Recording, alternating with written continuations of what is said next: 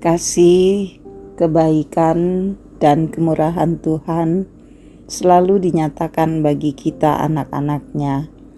Karena itu, mari selalu bersyukur, bergembira, dan berterima kasih kepada Tuhan pemilik hidup kita.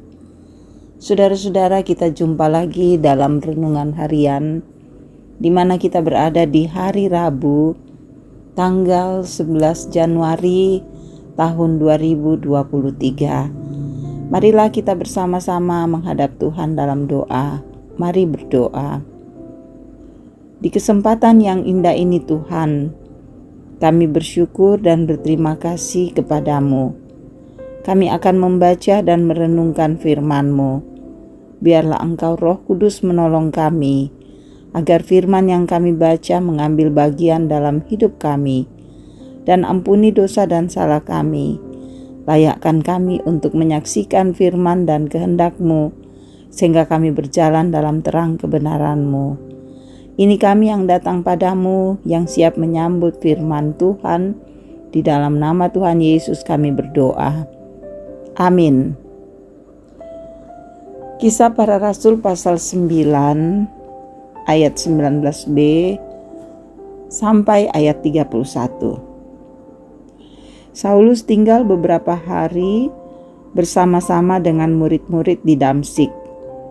Ketika itu juga ia memberitakan Yesus di rumah-rumah ibadat dan mengatakan bahwa Yesus adalah anak Allah. Semua orang yang mendengar hal itu heran dan berkata, "Bukankah dia ini yang di Yerusalem mau membinasakan barang siapa yang memanggil nama Yesus ini?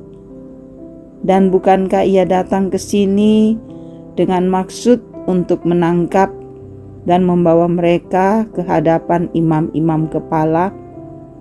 Akan tetapi Saulus semakin besar pengaruhnya dan ia membingungkan orang-orang Yahudi yang tinggal di Damsyik ketika ia membuktikan bahwa Yesus adalah Mesias. Beberapa hari kemudian orang Yahudi merundingkan suatu rencana untuk membunuh Saulus. Tetapi maksud jahat itu diketahui oleh Saulus.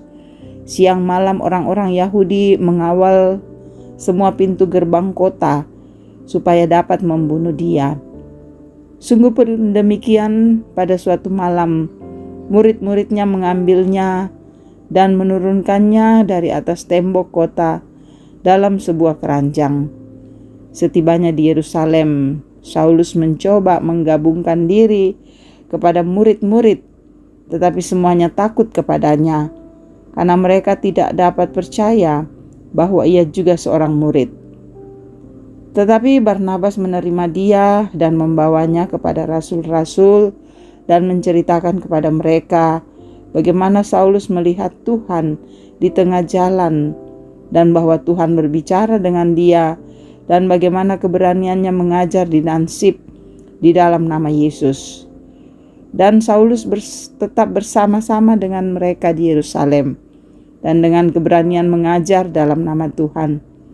Ia juga berbicara dan bersoal jawab dengan orang-orang Yahudi yang berbahasa Yunani. Tetapi mereka itu berusaha membunuh dia. Akan tetapi setelah hal itu diketahui oleh saudara-saudara anggota jemaat, mereka membawa dia ke Kaisarea dan dari situ membantu dia ke Tarsus.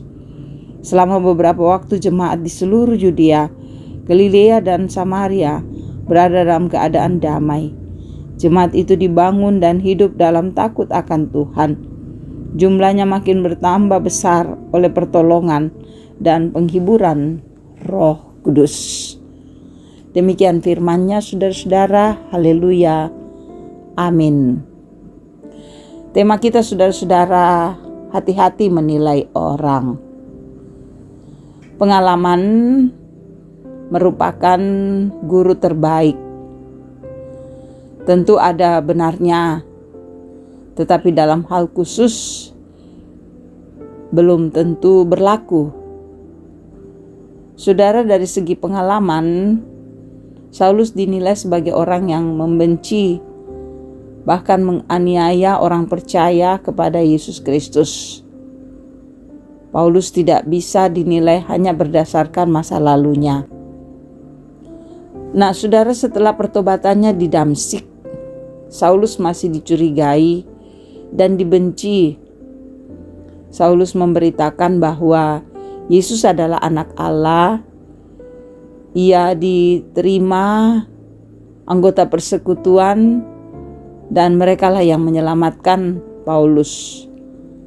Di Yerusalem, Saulus masih dicurigai, bahkan ditakuti jemaat karena pengalaman mereka pada masa lampau. Orang Yahudi berusaha untuk membunuh Saulus. Namun, warga jemaat berhasil membawa beliau keluar dari Yerusalem menuju Kaisarea dan ke Tarsus. Perjalanan Saulus yang penuh ketegangan disebabkan oleh penilaian orang tentang masa lampaunya. Di masa lampau, Saulus dikenal penggerak orang Yahudi yang membenci warga jemaat. Dengan demikian, di mata warga jemaat, saudara, Saulus merupakan penjahat yang kejam. Saudara-saudara, tidak mudah menghilangkan pengaruh masa lampau, apalagi ketika itu sangat menyakitkan hati atau sangat mengecewakan. Di awal tahun 2023 ini, mari kita belajar bagaimana menerima dan mengampuni orang-orang yang telah menyakiti dan mengecewakan kita.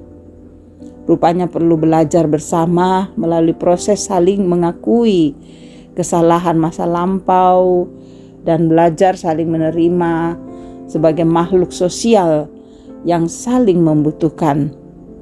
Dan di atas semuanya itu, saudara, sebagai anak-anak Tuhan, kita percaya Roh Kudus terus menopang dan membimbing kita semua.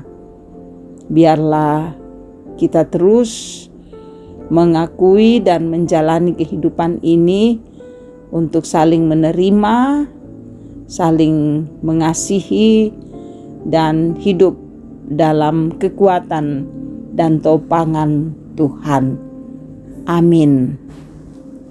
Mari berdoa. Terima kasih Bapa untuk kebenaran firman yang boleh kami dengarkan saat ini.